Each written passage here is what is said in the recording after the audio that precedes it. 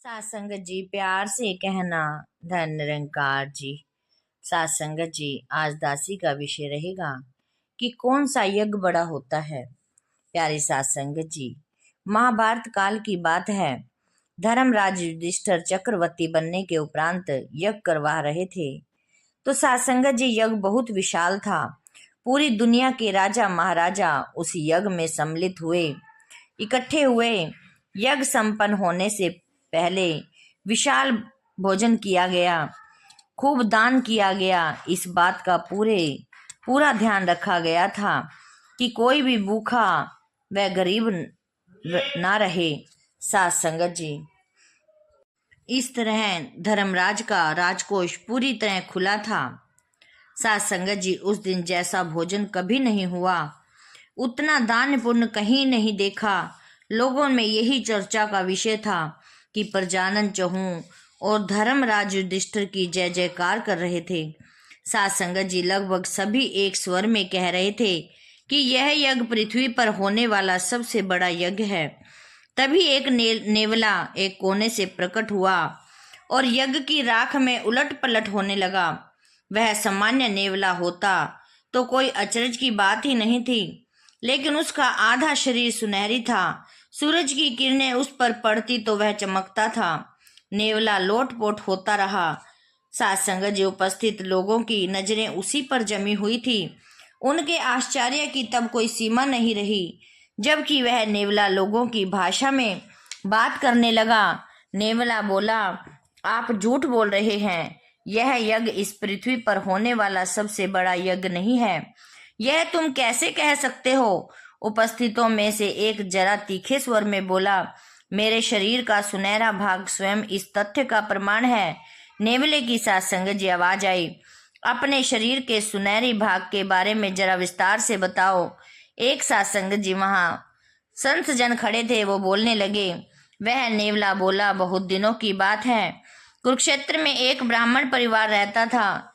एक बूढ़े ब्राह्मण के अलावा बूढ़ी ब्राह्मणी व उसके पुत्र पुत्रवधू उस परिवार में थे। यह कहकर नेवला जरा रुका, जैसे उसे सब कुछ उसी तरह ध्यान आ गया था। वह पूरा दृश्य उसकी आंखों के सामने घूम गया और वह बोल उठा, एक बार कुरुक्षेत्र में भारी अकाल पड़ा, लोग भूखे मरने लगे।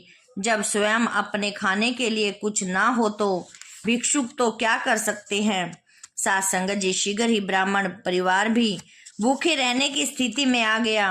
ब्राह्मण रोज घर से भिक्षाटन को निकालता और खाली हाथ लौट आता।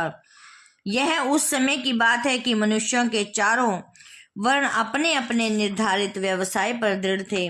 ब्राह्मण का कर्म था शिक्षा देना। शिक्षा के बदले कुछ लिया नहीं जाता था। उनका समाज में बहुत सम्मान था। लोग हमेशा ही उन्हें कुछ ना कुछ भेंट करते रहते थे, और यदि कभी ब्राह्मण स्वयं द्वार पर उपस्थित हो जाए तो वह सौभाग्य का सूचक था। ब्राह्मण को खाली हाथ लौटाने की परंपरा उस समय नहीं थी।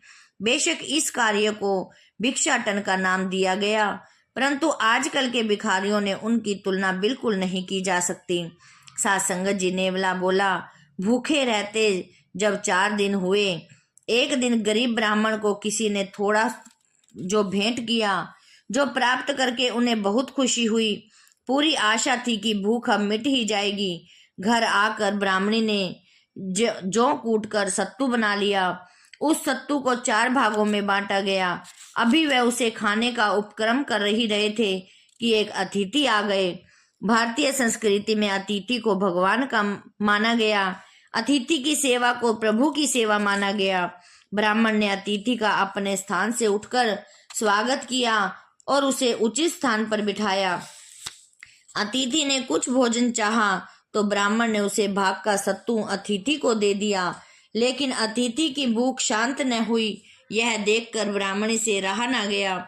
उसने अपना भाग भी पति की ओर दे दिया। सात संगत जी, बूढ़े ब्राह्मण से रहा न गया। दुखी स्वर में बोले, तुम पहले ही 4 दिन से भूखी हो, तुम्हारा भाग कैसे ले लूं? वह पतिव्रता स्त्री बोली, शंका ना करिए, यह भाग भी आपका ही है। मैं आपसे अलग थोड़ा ही हूँ। फिर अतिथि की सेवा करना तो हमारा धर्म है। आप धर्म पालन कीजिए। ब्राह्मण ने दिल कड़ा कर पत्नी का भाग भी अतिथि को दे दिया, लेकिन अतिथि की भूख अब भी बाकी रही। उसने और भोजन चाहा। ब्राह्मण के सामने धर्म संकट उत्पन्न हो गया था। तभी पुत्र ने संकेत करके अपने भाग पिता के सामने प्रस्तुत कर दिया। ब्राह्मण का एक एक पैर जैसे मन भर का हो गया हो, विवशता थी। सात संगत जी, पुत्र ने अपना भाग अतिथि हेतु समर्पित कर दिया। ब्राह्मण की आंखों में आंसू छलक आए। भाव विह्वल होकर बोले, बेटा हम तो बूढ़े हैं, उपवास रख सकते हैं, हमें कोई विशेष कष्ट नहीं होता, परंतु तुम जो बच्चे हो, तुम्हारा भाग कैसे ले लूं। सात संगत जी, बेटा बोला, आप संकोच ना करें पिताजी, धर्म पालन में हम सभी का कल्याण है। फिर आपके हेतु में मैं कुछ कर पाऊं तो पुत्र धर्म के पालन का इससे बेहतर समय और कौन सा होगा। मैं आपसे अलग थोड़े ही हूँ, जल्दी कीजिए, अतिथि के भोजन में देरी ना करो। सात संगत जी, इसीलिए दुखी हो दिल से ब्राह्मण ने वह भोजन भी अतिथि के सामने रख दिया। पुत्र की पितृभक्ति व धर्म निष्ठा व ब्राह्मण का गौरव हो रहा था, लेकिन सात संगत जी, अतिथि का भूख अंत नहीं होता था। वह भोजन करके अतिथि से कहा, देवता अगर और थोड़ा सा भोजन मिल जाता तो मैं पूरी तरह तृप्त हो जाता। ब्राह्मण पर जैसे वज्रपात हुआ, अब क्या करे। वह विवश होकर इधर उधर देख रहा था कि पुत्र वधु ने अपना भोजन अतिथि की सेवा में प्रस्तुत करने का संकेत किया। बूढ़ा ब्राह्मण चाहता था कि धरती पट जाए, वह उसमें समा जाए, परंतु इंसान जो चाहता है वह कभी नहीं होता। विवश बूढ़ा पुत्र वधु की ओर बढ़ गया। उस सेवा भाव वाली बालिका ने अपना भोजन शवशुर को दे दिया। ब्राह्मण बोला, पुत्री तेरा मलान मुख देखकर मुझे बहुत गलानी हो रही है। 4 दिनों से मैं तेरी हालत क्या हो रही है, तेरा भोजन भी मैं किसी तरह भी नहीं ले सकता। उस विनम्र बालिका ने कहा, पिताजी आप तो धर्म के साक्षात स्वरूप हो, आप जो मेरे पूज्य हो और गुरु भी हैं। आपकी सेवा करने के लिए मेरे प्राण भी चले जाएं तो भी मुझे कोई दुख नहीं होगा, लेकिन मेरे प्रति अपने प्यार के कारण आप धर्म मार्ग से हटे नहीं, यह मेरे लिए दुखदायी होगा। सात संगत जी, मेरी खुशी इसी में है कि आप निर्मोही होकर धर्म मार्ग पर बढ़े। ब्राह्मण की आंखों में आंसू आ गए, लेकिन अतिथि के सामने आंसू भरी आंखों से भोजन रखना उचित नहीं था। उन्होंने अपने आंसू पोंछ लिए। जी कड़ा करके पुत्र वधु का भाग भी अतिथि को दे दिया। भोजन करके आशीर्वाद देता हुआ अतिथि चला गया। भोजन द्वारा ब्राह्मण की अतिथि सेवा की परीक्षा लेने वाले थे। अतिथि स्वयं धर्म ही थे। सौभाग्य से ब्राह्मण परिवार इस परीक्षा में पास हो गया। वह परिवार भूख से व्याकुल था और उसी रात वे चारों स्वर्गवासी हुए। सात संगत जी, स्वयं धर्मराज उनके स्वागत के लिए आए थे।